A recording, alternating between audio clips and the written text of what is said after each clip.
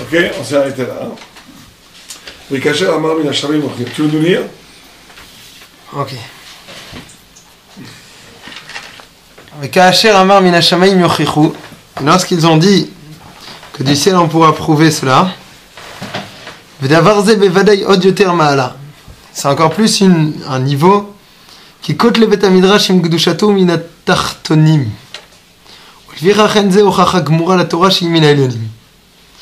Parce que les murs du Bet Midrash, ça reste quelque chose qui appartient au monde d'en bas. Et c'est pour cela que c'est pas une preuve complète et totale que la Torah est vraie, parce qu'elle, elle vient des cieux. Les Kachamar min Hashamayim Yochichu. Avant ça, ce qui est très paradoxal ici, c'est que on avait vu Rabbi Eliezer, c'était l'expression du ciel. C'est écrit dans les Mefarshim, Rabbi Eliezer, c'est le Gilgul de Moshe Rabbeinu, c'est la Torah reçue du ciel contre une Torah qui prend en compte la réception humaine. On avait vu ça, c'est le cardinal, dans tout le chasse entre Beth Shammai et Beth Hillel, et ici, de façon presque tragique, entre Rabbi Eliezer et les sages.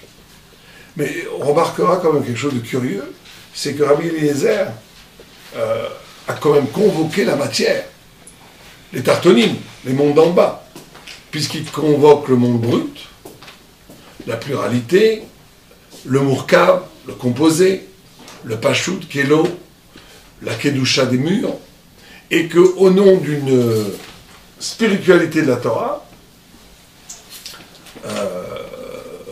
qui ne pourrait pas se résumer à toute argumentation qui prendrait appui sur l'être avec un grand E, les Chachamim repoussent la position de Rabbi Eliezer.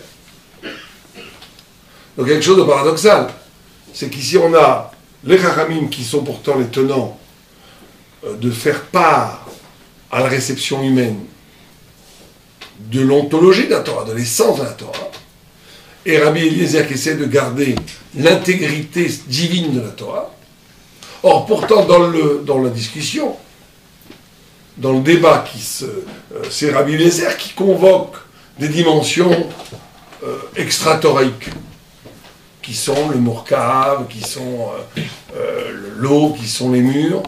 Et c'est les Rabbanan qui, en tous les cas comme le Haral l'explique ici, qui disent tu ne peux pas apporter une preuve du chaos, tu ne peux pas apporter une preuve de l'eau, tu ne peux même pas apporter une preuve des murs du Beth Midrash parce qu'ils sont partis du monde. Or la Torah ne peut pas être prouvée à partir d'éléments mondains. C'est paradoxal. C'est contradictoire. Les deux, ils sont d'accord que la Torah, elle a sa place dans le monde. Rabbi Eliezer, il ne dit pas que la Torah, elle a sa place. Bien sûr. Non, on ne parle pas d'avoir sa place dans le monde. Tout le monde est d'accord, on doit faire les mitzvot. On parle il y a un paradoxe, une sorte de paradoxe méthodologique ici. Puisque l'on dit que la structure même des Chachamim, c'est la Torah qui fait place à la subjectivité, à la réception de l'humain, de cette divinité. D'accord? Rabbi Eliezer essaie de restituer l'intégrité divine de la Torah. On est d'accord? Or, pour le faire, il convoque des éléments qui ne sont pas divins, mais qui sont complètement terrestres. Et les Chachamim repoussent son argumentation en prévalant que tu ne peux pas prouver la Torah à partir d'éléments mondains. Donc c'est contradictoire, non? C'est pas contradictoire pour vous? Non, t'es pas d'accord? Il instrumentalise le monde pour... Il aurait dû amener des psukim, il aurait dû amener de la Torah elle-même, il n'aurait pas dû amener des éléments mondains. Et eux, ils n'auraient pas dû dire, ils auraient dû au contraire prendre en compte ces éléments mondains. Qu'est-ce que vous en dites? Apparemment, tout le monde est d'accord qu'il y a cette jonction, cette nécessité de la dualité, Shamaïm et Aretz. Ouais, simplement l'approche, elle est opposée. Alors pourquoi est-ce qu'il amène des éléments mondains? Mais justement, regardez, les éléments divins. Peut-être qu'il a envie de montrer que même dans le monde, on peut avoir une certaine forme de spiritualité, que même ce que tu vois sur Terre se rapporte à quelque chose de beaucoup plus élevé. T'as raison, c'est important. Le Kivun est bon. Je vais dire plus que ça. D'un point de vue mondain, d'un point de vue divin, pardon. Regardez la force de Rabbi Eliezer, c'est ça que vous devez comprendre. Et c'est peut-être la non-acceptation des Chachamim. C'est que d'un point de vue divin, quelque part, il n'y a pas de différence entre la révélation et le monde. Parce que le monde est une révélation, et la révélation est un monde. Est-ce qu'il y a une vraie différence entre création et révélation? Au niveau de Dieu, c'est pas évident. Au niveau de quand Dieu crée le monde, il crée la Torah. Pas que la Torah, la Torah excelle, la Torah est plus vieille que le monde, elle excelle complètement les dimensions du monde. Mais la création du monde en elle-même est une création d'une parole divine. Le monde est parole, le monde est langage, le monde est parole de Dieu, le monde est création, toute création est révélation. Toute création est révélation. À un certain niveau, nous on n'est peut-être pas au niveau, mais Rabbi Eliezer, à Beth Shammai, ou même bien sûr, voit un oiseau dans un arbre, c'est une parole divine. Il voit la mer, c'est une parole divine. Le Rambam dit que comment est-ce qu'on voit la grandeur de Dieu? À partir de voir l'immensité de la création, etc., etc. Donc le monde est création et le monde est révélation. Parce que justement, c'est parce que justement il se pose d'un point de vue absolument divin que le monde peut devenir un langage divin. Et c'est peut-être ça ce qu'ils veulent me montrer, c'est-à-dire, vous, dans votre, en accordant aux récipiendaires, qui sont l'humain, ceux qui reçoivent, un statut ontologique de vérité thoraïque, vous réduisez la Torah à de l'intelligence. Vous réduisez la Torah à du savoir. Vous réduisez la savoir à du concept. Et donc, vous passez à côté de la totalité de la Torah. C'est ça l'argument choc de Rabbi Eliezer. Et eux, ils acceptent. Ils ont raison. Je vais reprendre, ça vous dérange pas. Ça veut dire que, quand les Chachamim me disent, tu ne peux pas apporter une preuve du Karoubi, tu ne peux pas approuver une preuve de la Matamaïm, du ruisseau d'eau, tu ne peux même pas apporter une preuve du Kotlé Midrash qui s'écroule sur nous. Ça veut dire quoi? Qu'est-ce qu'ils disent? Ils disent, le lieu de la vérité, de la révélation, elle est purement spirituelle. Elle ne peut pas être, en tous les cas, faire autorité quand elle est basée dans le monde. Alors, Eliezer, il veut dire que chaque partie de la création est en train de témoigner. Et révélation. Il y a au niveau de Dieu, du côté de Dieu, quand Dieu crée la mer, c'est un enseignement chez Akol Niamedvaro. La parole de Dieu est inhérente à tout frémissement de l'être. Donc je peux créer une Torah ma Torah divine A est supérieure à la vôtre parce qu'elle toraïse, spiritualise, même pas spiritualise en réalité. Parce que spiritualise, on est déjà dans du transcendantal, on est dans une façon humaine de comprendre. La facticité, le factuel pur est message divin. Mais ça, tu ne peux le comprendre que si tu comprends comme tu comprends. Mais dès que tu comprends comme l'homme comprend, le monde est un écran à la révélation. La création est un écran. Donc pour arriver à percer cet écran, tu es obligé de rationaliser, de spiritualiser, tu es obligé de faire un saut ontologique pour essayer d'accéder à la voyelle d'avant l'être. Mais l'être cache, comme olam, les lames, olam en hébreu, c'est-à-dire caché. Le monde pour nous cache la parole de Dieu, puisqu'il se manifeste en réalité objective, oublieuse de son origine. Et qu'est-ce que Chachamim disent? Il dit, tu as raison, mais t'as tort. Pourquoi tu as raison en absolu, mais nous, cette Torah que tu proposes, elle n'est pas... Elle va donner lieu à tous les dérives. Non, mais ils sont d'accord qu'eux-mêmes, au fond, ils sont en train de donner une interprétation qui va passer par leur propre personne. Ouais. Ils te disent que d'un côté, le seul lieu de la révélation parfaite, c'est dans un endroit dans lequel il n'y a aucune traduction matérielle. Ouais. Et donc c'est pour cela que tu me ramènes pas des preuves ni du Karoubi ni quoi que ce soit. Ouais. Mais en même temps, il y a une traduction matérielle à travers ma propre personne. Non, pas matérielle. L'âme juive, l'âme interprétant la parole de Dieu, est le lieu d'une réactualisation originelle de la parole divine avant la création. Mais avec une touche subjective. Oui, mais ça, ils s'en fichent, parce qu'il dit ça. La touche subjective, c'est pas considéré comme matériel. C'est peut-être, oui, considéré comme à un certain niveau, comme une altération de la parole originelle. Mais ça, je pense qu'ils le disent même quand même, tu ne peux pas échapper à ça. Mais ils disent, en tous les cas, c'est le seul lieu préservé c'est le seul lieu qui peut encore prétendre à être avec la mémoire de l'écho de l'originel. Mais dès que tu es dans l'identité entre le monde et parole de Dieu, c'est vrai, en absolu c'est vrai, mais c'est imperceptible pour l'homme. On peut pas, la Torah se doit d'être spiritualisée. Donc ici on atteint vraiment le nœud, peut-être le plus profond d'un marloquette. Parce que tu comprends très bien que Rabbi Eliezer peut donner, bien sûr pas lui, peut donner naissance à toute forme d'hérésie. Hein. Clairement. Si le monde devient Torah et la Torah devient le monde, tout devient, je vais en discothèque, je veux dire, on peut trouver la sainteté partout. Hein.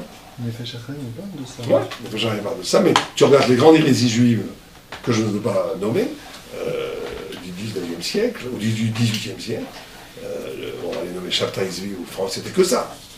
Shabtai Zvi ou le franquisme, c'était que ça. C'était de dire dans la chair, la divinité est partout. La réduire à du savoir, fut-il thoraïque, c'est trahir la vérité. Ils disaient ça au nom d'une vérité, ils sont complètement plantés. Ils sont arrivés au pire de Mazabérot, ils sont arrivés à n'importe quoi, à un beau n'importe quoi. Et en vue de la fin, ça a échoué dans le znout, dans tout ce que tu veux. Mais il y a, dans toute hérésie réelle, elle a une racine qui prétend toucher à une vérité plus profonde que l'orthodoxie. Il faut bien comprendre ça. Toute hérésie réelle, elle a une prétention de vérité qui prétend dépasser l'orthodoxie. Sinon, c'est pas une hérésie. Sinon, c'est de l'accommodement.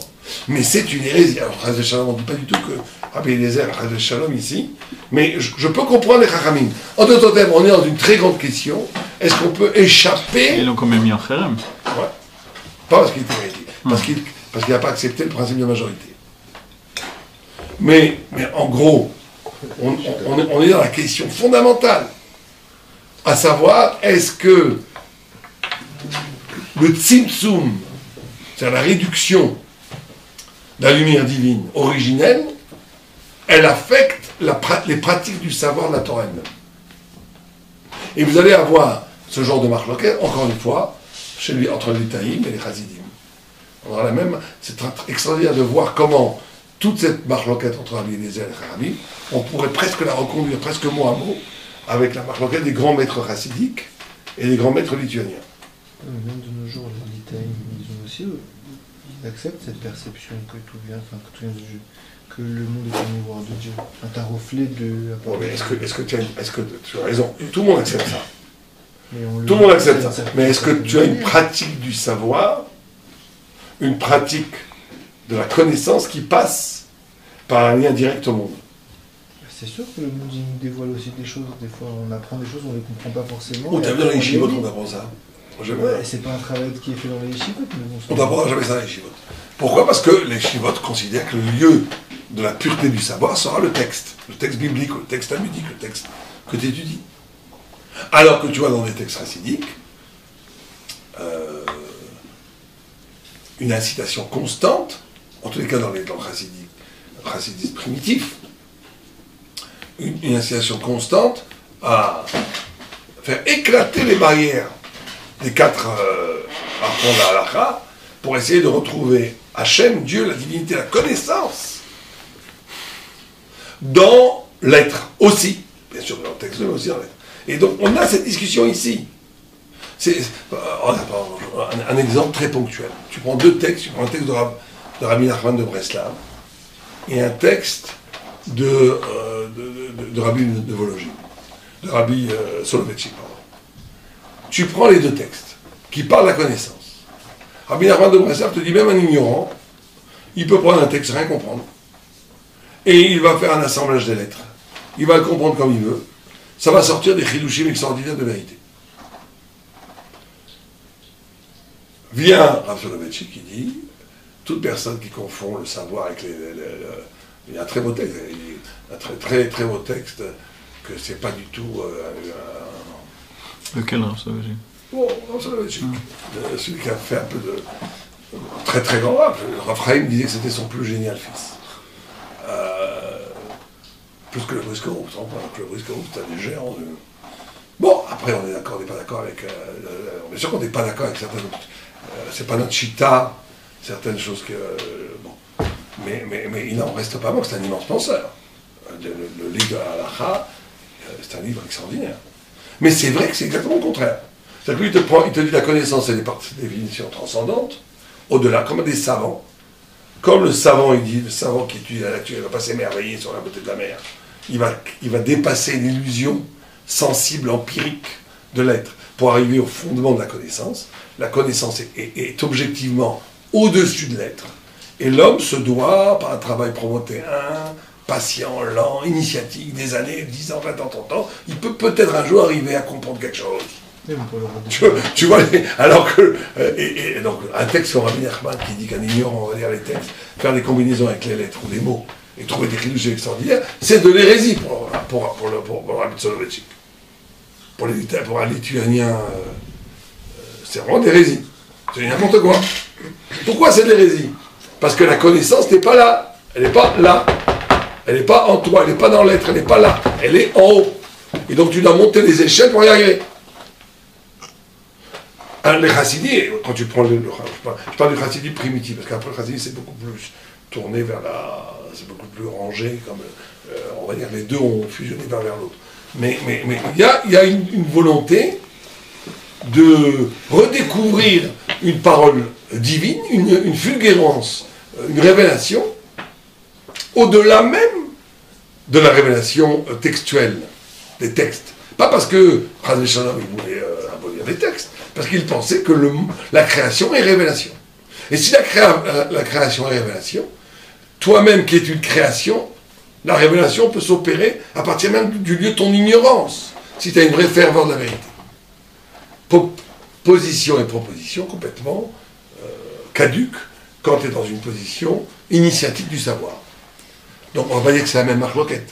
Mais il y a, en tous les cas, Rabbi Eliezer avait lui les éléments spirituels, intellectuels et transcendants pour considérer que le monde n'était pas un masque, ou plutôt c'était un masque qui révélait plus que le visage.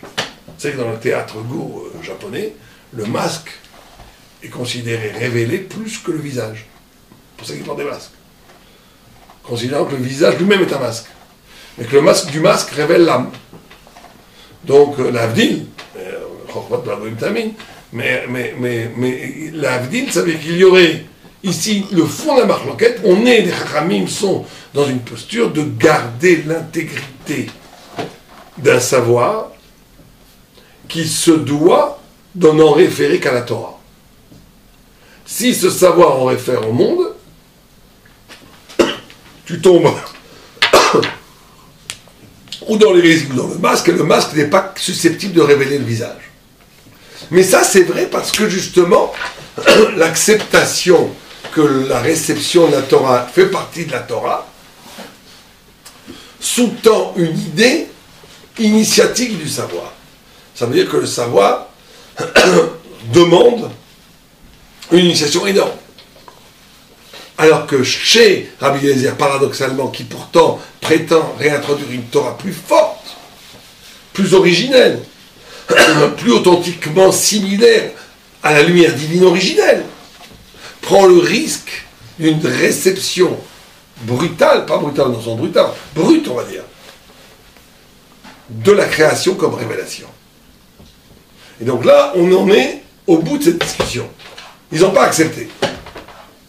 Ils n'ont pas accepté ça. Donc qu'est-ce que va faire Rabbi Eliezer? Eh bien, il va convoquer Dieu. Parce que là, Dieu, vous n'avez pas dit que c'est du monde.